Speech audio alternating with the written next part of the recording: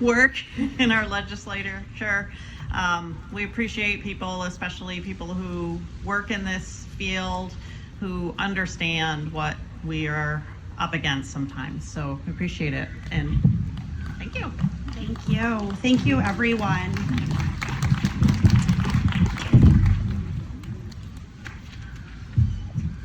So I am Senator Tanya Vyhovsky, and I'm a clinical social worker when I'm not working in the Senate. So I see the impacts of these things every day.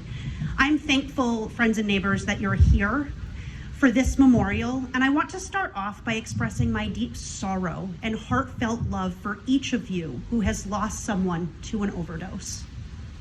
We have lost over 1,000 Vermonters to preventable overdoses since the state started tracking these numbers in 2010. Each and every one of those deaths could have been prevented with better care, more compassion, and a change in the way that we handle drug policy.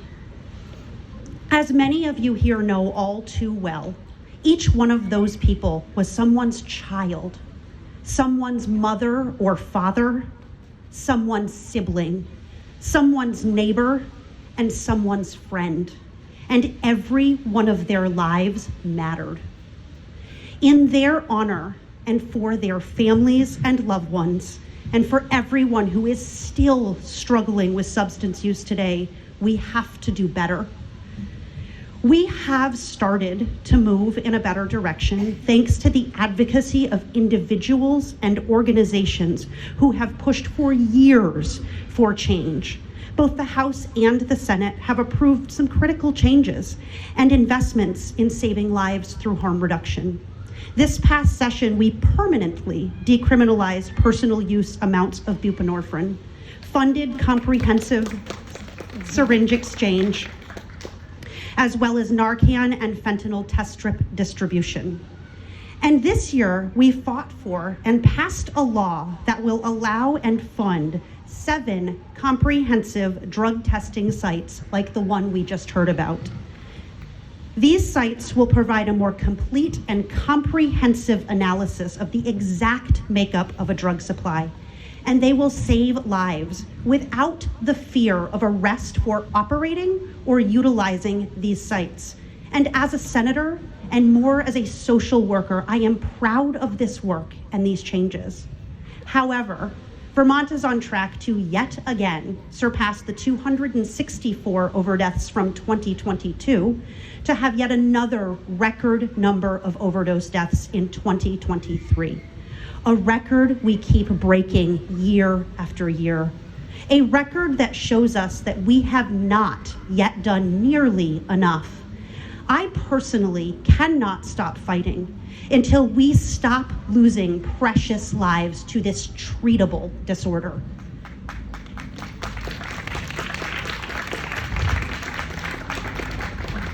Substance use disorder and the overdose crisis is a public health emergency, a trauma issue, a human issue that we must meet with care, compassion, and health care. The criminal justice system is the very worst place to treat substance use, and yet that is our primary response. How many more people have to die before we finally end the failed war on drugs? It is far past time that we decriminalized the personal use amount of all drugs, allowing us to move away from criminal responses and towards healthcare responses that work. We know from our own history that prohibition doesn't work. In 1920, the United States made alcohol illegal and began a 13-year-long failed experiment in the criminalization of a substance. Prohibition didn't lead to fewer people drinking. It led to people dying from methanol-contaminated alcohol and violence spilling into our streets as bootleggers and gangs capitalized on an illicit market. And so we used the data and we made a change. We repealed the law and we moved away from criminalization. We also know from countries around the world that decriminalization works. Portugal decriminalized drugs over 20 years ago. At one time, Portugal too was facing an overdose crisis, but they responded very differently. And subsequently, they saw very different results. Instead of skyrocketing death rates and prisons full of people with substance use disorder and trauma, they saw people engaging in treatment, fewer people dying, lower crime rates, and an overall reduction in substance use. And other countries around the world have followed Portugal's lead with similar results. I was recently in Spain, where they also do not treat personal use of drugs as a crime. And while digging deeper, it was confirmed that their drug problem from the 90s not only has not ballooned out of control like ours has, but instead has improved greatly, and they've been able to invest money in comprehensive and robust healthcare responses to those who struggle with substance use. We can learn from our own history and from countries around the world. We can follow the data and science and stop wasting money, and more importantly, stop ruining lives with a system that every data point says has failed.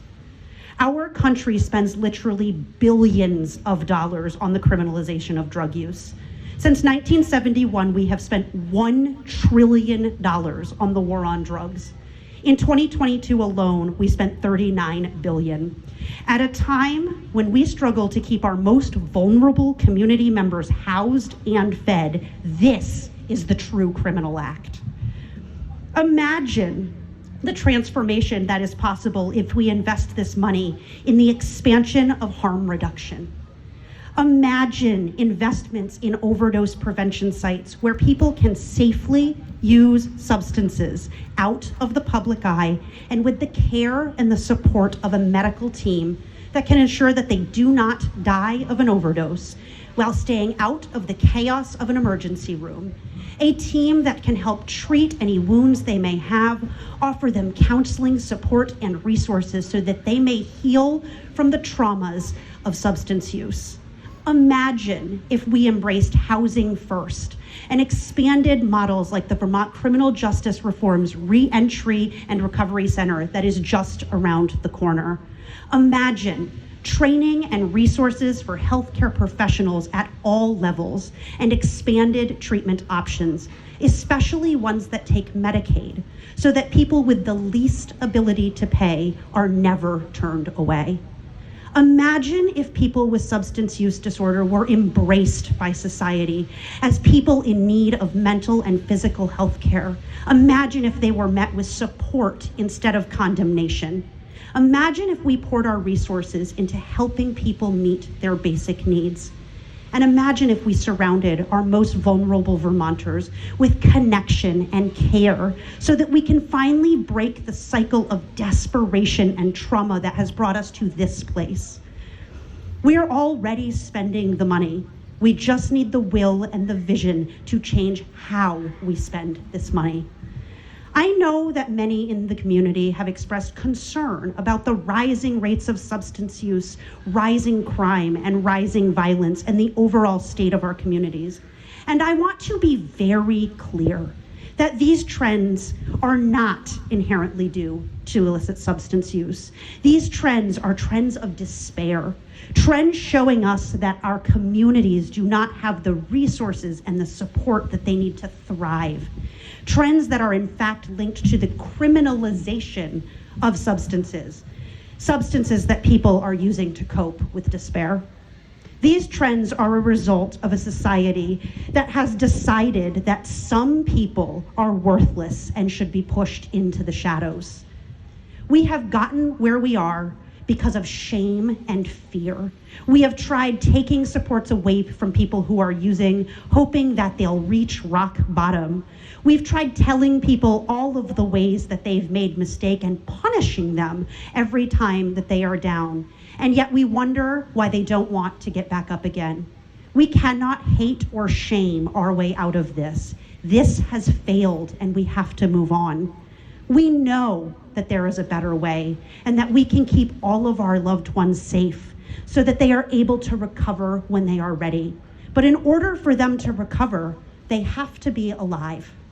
They have to be valued and they have to be welcomed members of our communities. We are Vermonters, and don't we stand Vermont strong? I know that we can do better for all of the people that are gathered here today and for everyone who cannot be here because they paid the ultimate price for our failed policies. And I know that we can do better for our whole communities. I will be going back to the State House in January to fight for these policies that center the humanity of all of our community members, and together we can pass them. I hope that you will stand with me, talk to your friends, talk to your neighbors, and bring them to stand with us as well. Keep your minds open to challenging the status quo that we know is not working, and let us together consider a new paradigm, one that may be uncomfortable for some, but will save lives. Let us stand together to fight for the lives of the people our society has brutalized, traumatized, and cast aside. Fight for someone with an experience that you do not share or may not even understand, because their lives do matter. I will be fighting for these policy changes because the lives of those who have died of overdoses matter to me. The lives of people still struggling with substance use matter to me. The lives of the friends and the family who have been devastatingly left behind matter to me. And I know that these common sense, data-driven changes will save lives going forward. They will help heal our collective trauma, and they will make a stronger, safer, and more resilient Vermont for all of us. So I hope you will stand with me and continue fighting so that we may change what we are seeing. Thank you.